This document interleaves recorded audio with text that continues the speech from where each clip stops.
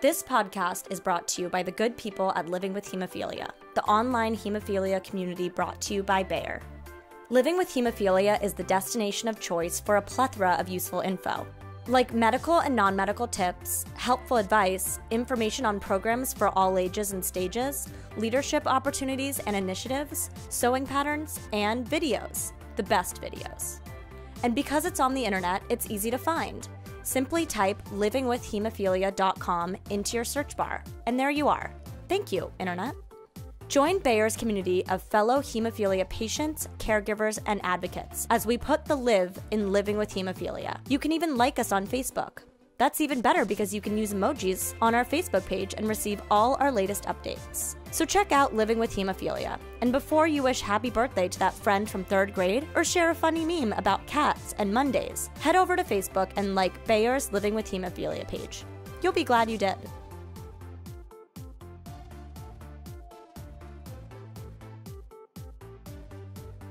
Happy New Year, dear listeners. New year, new host for the Ask the Expert podcast. I hope you aren't freaking out about it. I, for one, am mildly freaking out about it. I am your new host, Amy Board, and I'm just thrilled to be on this journey with you as we deep dive into topics that matter for you and your loved ones. Some of you might recognize my name. Others probably have zero clue who I am, and that is valid. A little background on me so you know what you're dealing with. I was the executive director of the Colorado chapter of the National Hemophilia Foundation for about 7 years. And before that, I worked at our HTC. I worked at our HTC in Colorado. I worked in the pharmacy and I coordinated community programs. And to round out the bleeding disorder trifecta of jobs, I was our summer camp director for many years. So there you go. Total camp nerd, camp forever. I just took a position at Believe Limited. Those of you probably know Believe Limited. It is a digital content agency that was founded by my friend and colleague, Patrick James Lynch. They are the company behind Stop the Bleeding. They are also behind the Teen Impact Awards and the documentary Bombardier Blood and this very podcast on Bloodstream Media. Full disclosure, I have been a fan of the work Believe does for years, so getting the opportunity to work with these guys is an absolute dream. But SAP alert, most of all, I'm just excited to continue serving the bleeding disorder community and to be with you all every month. OMG, it's going to be great. I am not affected personally by a bleeding disorder. I have struggled at times with feeling inadequate, with not being personally affected, but being so involved in the community. But in all honesty, I think not being affected rather, has made me ask better questions. I'll never know what it feels like living with a bleeding disorder, but I do believe that there is an important place for this, that support from the outside and that believe in the work that this community does. And I'm very proud to be a part of that. I am very proud to utilize my voice in a way that could be unique and really beneficial for this community. You can hear the full story of how I was introduced to the community on the latest episode of Bloodstream in a conversation with my good friend Patrick James Lynch, episode 32, I believe. So let's jump in. Let's do this. Let's do this podcast thing. Today's expert is Chris Bombardier. You know, that dude who climbed a hill or something. JK. Chris has become such a well-known figure in our community. And truly, I believe that very rare thing that we were able to witness of taking the impossible and making it possible. He is the first person with hemophilia to climb the 7 summits, the tallest peaks on each continent. He accomplished Mount Everest in April of 2017. But today, shocker of all shockers, we won't be talking about his climbs. We'll actually be talking about his next adventure as the new executive director of Save One Life. OMG. Chris and I have been friends for about 10 years, and I am one of the lucky people to know him before he hatched his now infamous 7 Summits quest. Basically, I knew him before he was cool, and I think that's what qualifies me as a podcast host, but we'll find out, I guess. Chris has always had a mission of global health and hemophilia treatment disparity work. This passion of his was the foundation of his mountaineering success, which, as of today, has raised over $100,000 for Save One Life's mission throughout his 9-year ordeal, which is just incredible. Those of us that knew him well for years, we know that seeds were planted years ago for his continuing work on the global health stage, and we're just now seeing the fruits of his labor. Chris is currently finishing his graduate school degree in global health, and while he spent close to a decade raising awareness about the disparity we see in hemophilia treatment around the globe, he's about to get his hands dirty doing the actual work. So grab a cup of coffee and let's have have ourselves a conversation. Welcome to episode 23, or our Chris Bombardier's next adventure episode of the Ask the Expert podcast. I am your host, Amy Board, and today's guest is the world-renowned advocate and newly minted executive director of Save One Life, Chris Bombardier. Chris Bombardier, Happy New Year! How the heck are you? Good, Amy Board. How are you? I'm so good. I'm so excited that we are here on this podcast, and you're not even the host. You're not even the host anymore. I know, crazy. Role reversal. I know. There have been some new things happening in your life that I'm excited to talk to you about and kind of announce a little bit to the community. But I did want to mention that you and I have been friends for over 10 years. So we have known each other for at least a decade, which is insane. And so I just wanted to say, do you remember how we met? I think it was slightly confrontational the first time we met. I'm so glad you remember it that way, because I do as well. Yeah, it was, for those of you that don't know, I guess. So I actually, in college, started working in the Hemophilia Research Lab in Colorado. And actually, I think it was after college when I met you the first time. And so I was working in the lab, and I think it was coming out of a staff meeting that you're like, wait a minute, you're that Chris Bombardier guy. And I think you were frustrated about how I asked you to pack my factor for something. Yeah. I just remember that you had a baseball trip, and the pharmacist came to me, and my job at the time, I was the tech. And so I had to package all of the factor, put the doses together and ship them out. And you had specifically asked for all of your factor to be, taken out of the boxes. At the time, it was you had 3 boxes for 1 dose, 3 vials. And so I had to take all of that stuff out and put it in a bag, some, Ziploc bag, and do this whole, and it took me an entire afternoon. And then you got to bleed. And so 2 days later, we had another order for factor, and I was like, who is this Chris Bombardier guy? Who does he think he is? I didn't even know your name. It was the best. Yeah. I was a little high maintenance, I guess. Mm-hmm. High maintenance. Yeah. But then we were the 2 young idiots at the treatment center there for a while. We had to go to all of those important meetings, and you and I had no business being there. And so we would look at each other across the room I can't believe we're in this meeting right now. Yep. Well, and then I think you took over camp shortly after that. Mm-hmm. And actually, I think at that point you might have just been taking over camp for the first time, and you convinced me that camp was something that I needed to be a part of, and that I was going to be best friends with my co-counselor that I'd never met, Sean Jeffrey, which ended up being pretty accurate. So yeah, no, that was great. Yeah. And look at where we're at now. I know. We worked together this whole time, which has been pretty tremendous. So, anything new with you, or just same old? Lots of new. I think I mentioned on one of the previous podcasts that I moved to the Boston area. We're not actually in Boston. We're a little north of the city, but in that city. Started working for Save One Life, which was amazing. But more recently, and I guess not really known too much yet, is actually taking over as the executive director of Save One Life, which is super exciting and very, very nerve-wracking. But I'm so excited about the opportunity. Save One Life's been very close to my heart for a long time. Using all my clients as fundraisers for them, and being on the board for the last 6 years. So it's just a really cool opportunity just to take that passion to the next level. So pretty crazy, but very, very exciting. Congratulations. That's so great. How long has working with Save One Life been on your radar? I don't know if working for Save One Life had always ever been on the radar. I love the organization. I love being on the board. I love being a part of that. I think where I started thinking that might be an avenue and something that I'd love to do is when I started my master's in global health program through Northwestern. And I was like, yeah, this global health stuff is where I want to be. This is where I want to, have a career. And of course, working so closely with Save One Life, I thought that would be a cool opportunity. So I thought it was kind of a distant dream, but I didn't know if I'd ever actually get the opportunity to work for Save One Life. So when Laurie asked me if I wanted to be a part of Save One Life earlier this year, I kind of just jumped at it. I was like, absolutely. Why were you so drawn to global health? And what is global health? What is the difference between like a global health degree and a public health degree? So global health and public health are very, very similar in nature. Public health, especially in the U.S., focuses more on the U.S.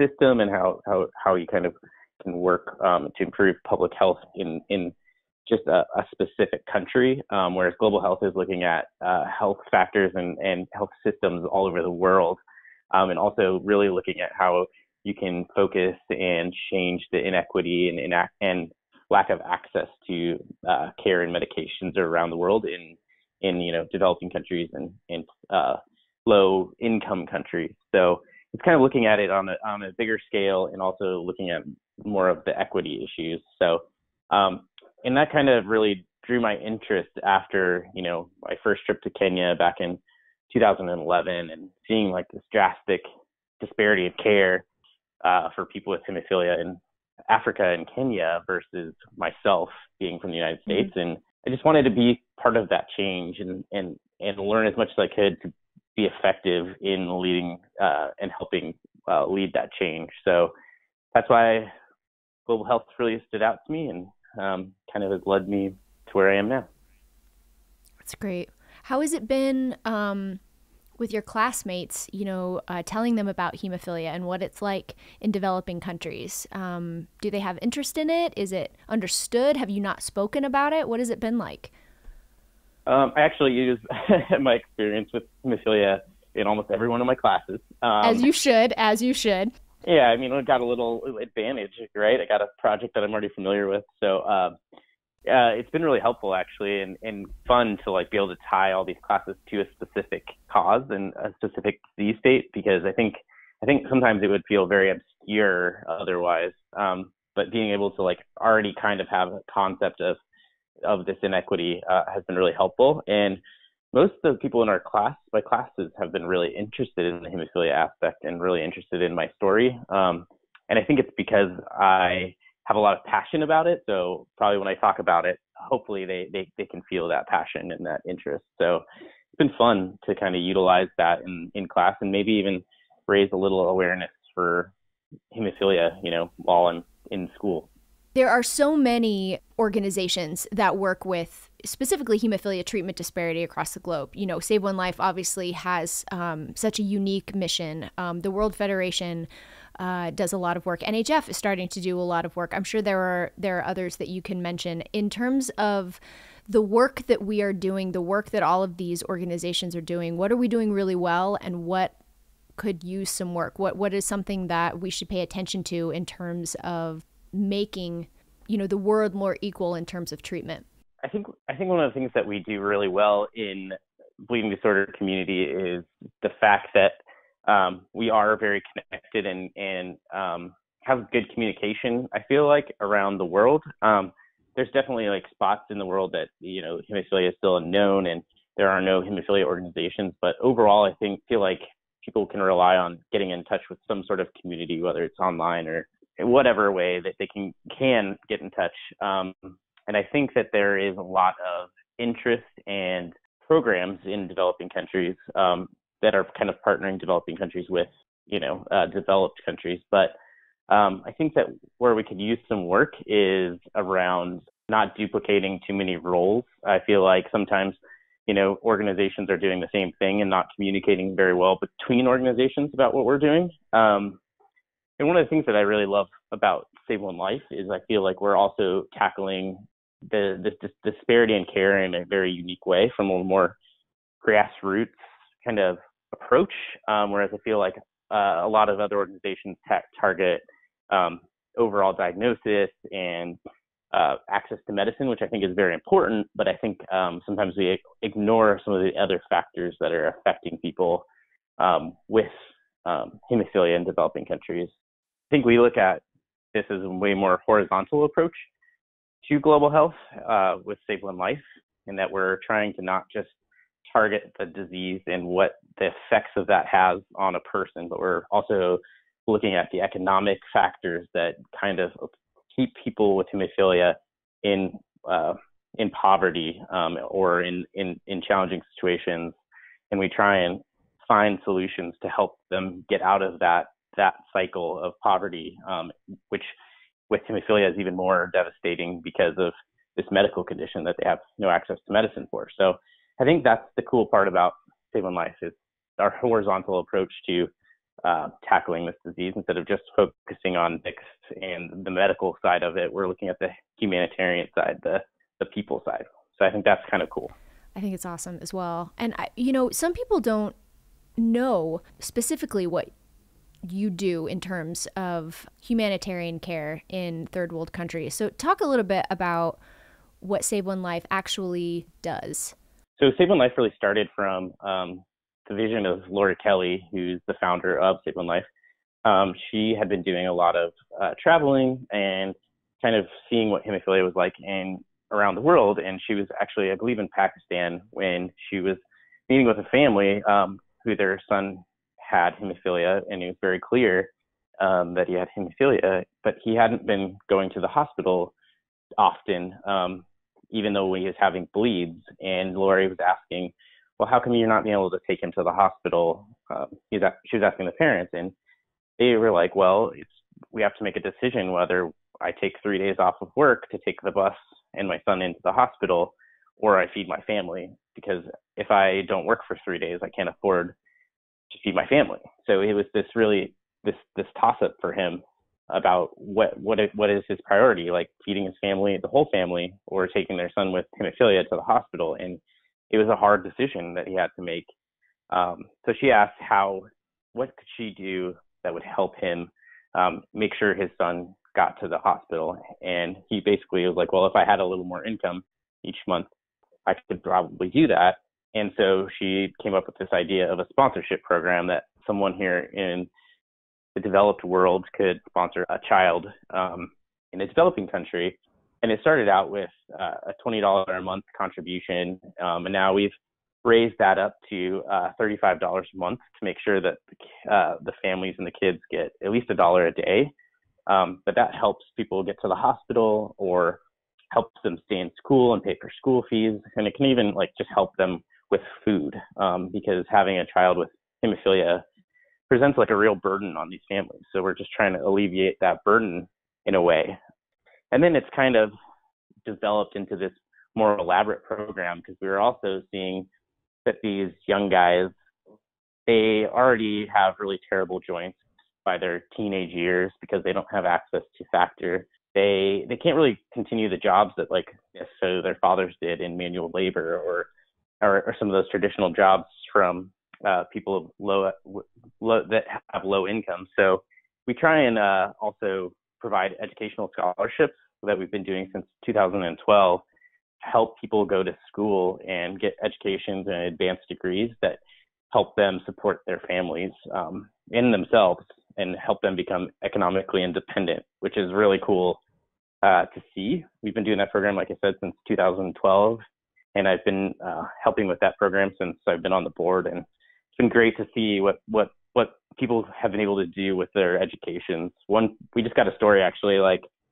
last week of a gentleman that graduated. He became a physical therapist and is actually working for the hemophilia chapter in India, which is super cool. So he's giving back to the community, and he got that education through scholarships, which is so cool.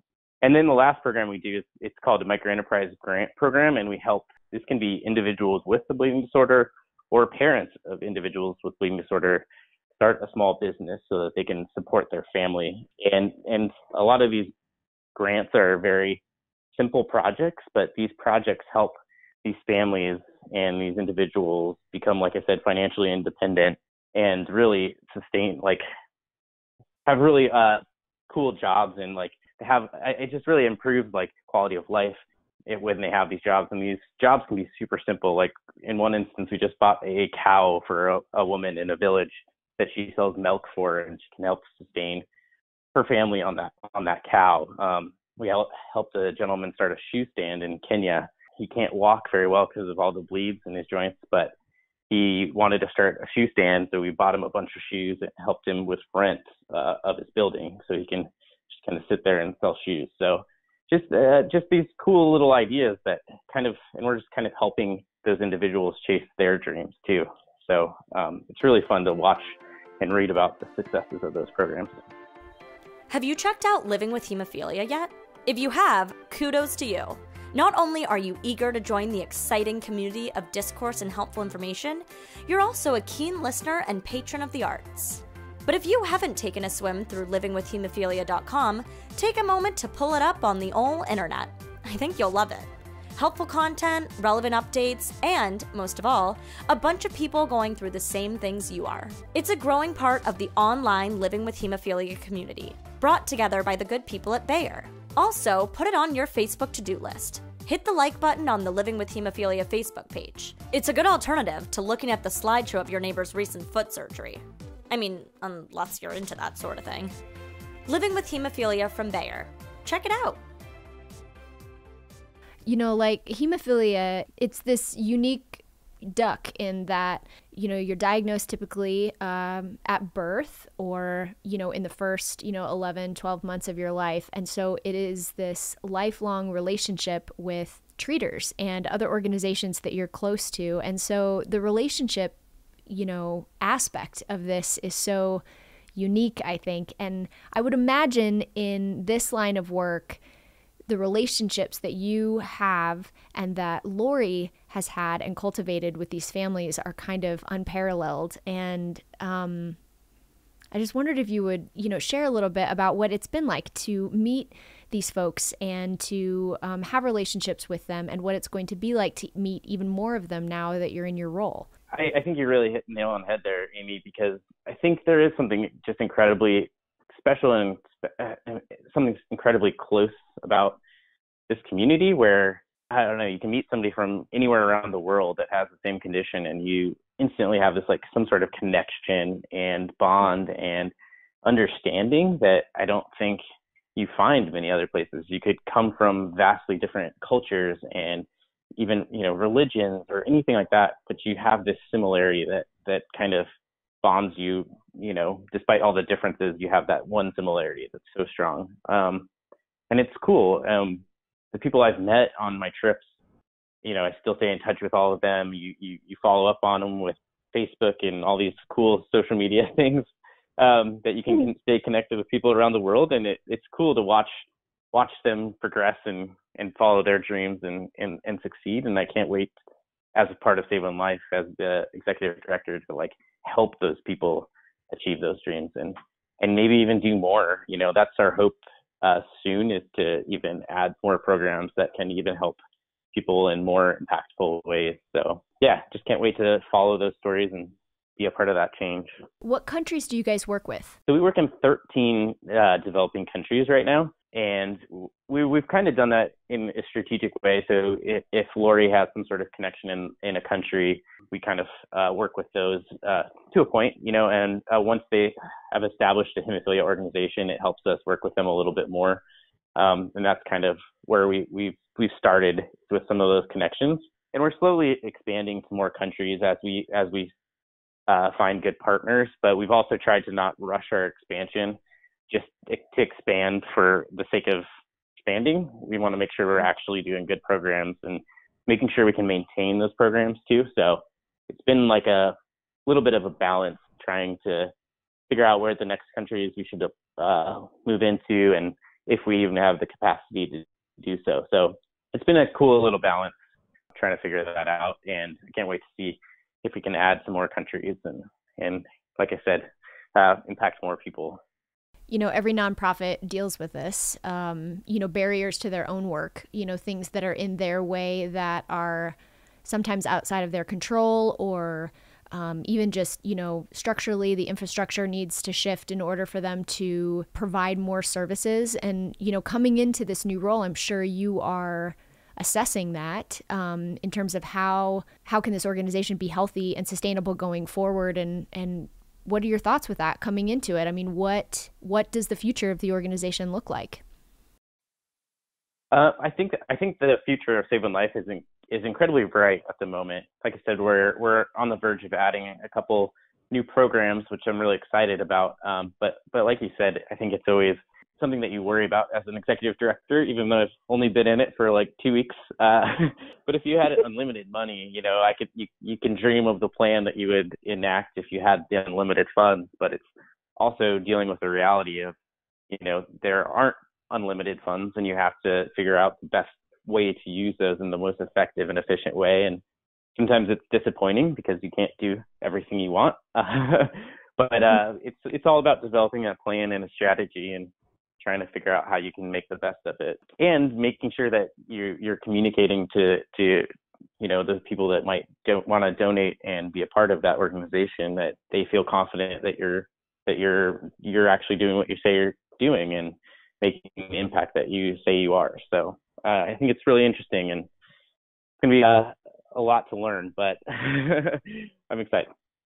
It's a unique role, that executive director, title. It's a unique role. And what have you felt like you've been prepared for it? Or I guess I can't wait for your answer, because your answer should be like, never. No one's ever prepared for this. As prepared as well, no, I feel ready for it. I'm nervous, and I think we have amazing people that work there, and Laurie Kelley is 100% behind me. And so I know I have a lot to learn still, but I am so excited about the opportunity. And I'm sure I'll make mistakes along the way, but I'll learn from them and figure it out. Absolutely. Absolutely. I think I have felt this at times. I feel a little inadequate in my own little space here at home at Denver, Colorado, to make any type of contribution or, real work to what you guys are doing, or even just the realities of what it's like to have hemophilia in, a developing country. Sometimes it's difficult. And what would you recommend to community members? What can we do? How can we be involved? What can we do to help support and to stay engaged?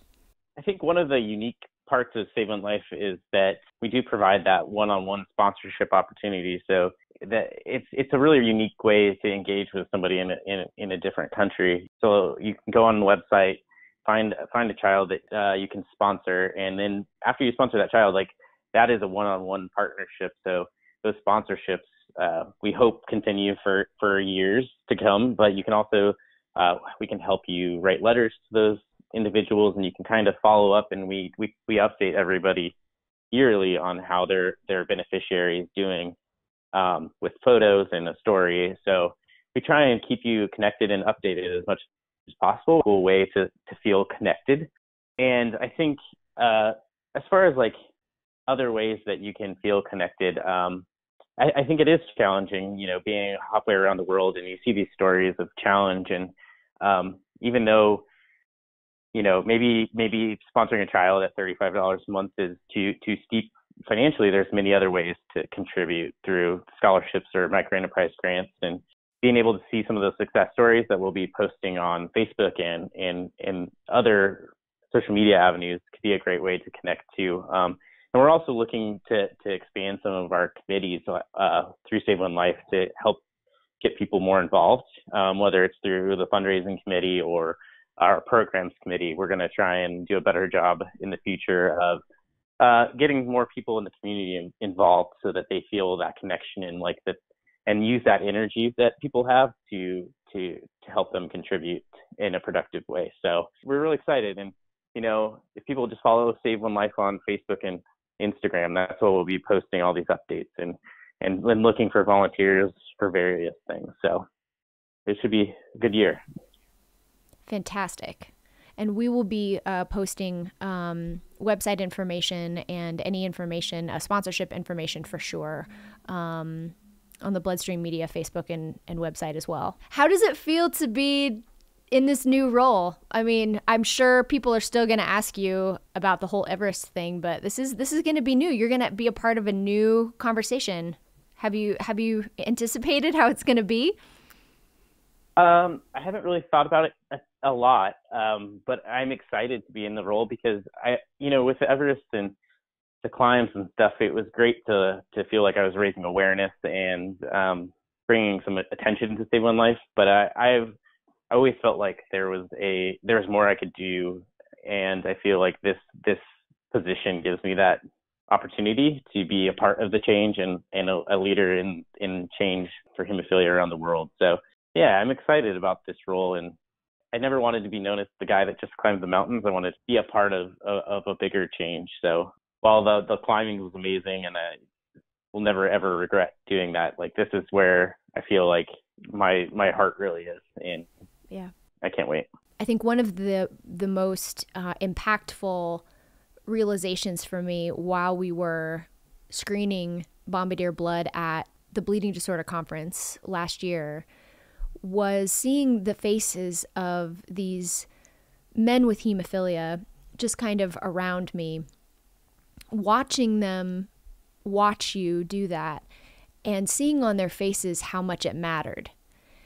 And, you know, I think sometimes we forget, we get so bogged down with the tasks of what we're doing that we forget that what we're doing actually matters. And, you know, I think the work that you are embarking on, you know, here at Save One Life, I think it matters so much. And I bet being in an office, sometimes you're going to forget how much it matters some days. You know, that's going to be the thing that happened with me, you know, that you forget sometimes that it matters. And I'm just so proud of you, you know, to have seen you for so long, you know, dream of this, and to realize that, you know, the dream mattered. It was really, it's a really beautiful thing. Bom, I'm so proud of you. Thanks, Amy. Yeah, it's been a pretty crazy journey. Well, I can't wait to see what you guys are going to do next. Very excited about where the organization's going to go, and we'll make sure that everybody has information so they can go check it out on their own. And thank you so much for coming on the podcast, Bom. Thank you so much for handing over the crown of host, if you will. Yeah, I can't wait to listen to your podcast. It's going to be fun to listen to you interviewing all the experts, and with all your energy and passion. I'm excited about your new role as well, Amy.